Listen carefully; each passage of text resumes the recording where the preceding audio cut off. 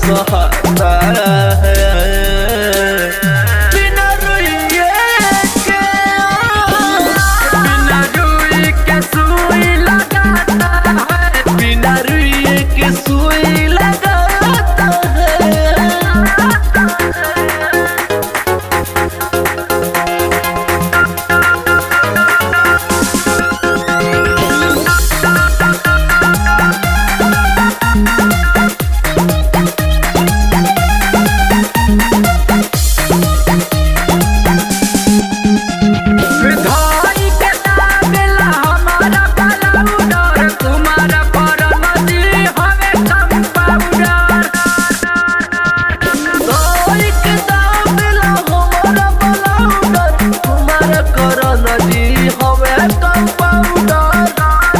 चंदन टोनी को पिलाता है बिना रुइये के, बिना रुइये के सुई लगाता है, बिना रुइये के सुई लगाता है। मिला डॉक्टर मरद बुझे नहीं दर्द, हाथ जोर से कमरिया दबाता है बिना रुइये के, बिना रुई का सुई लगाता है, बिना रुइये के सुई लगाता है।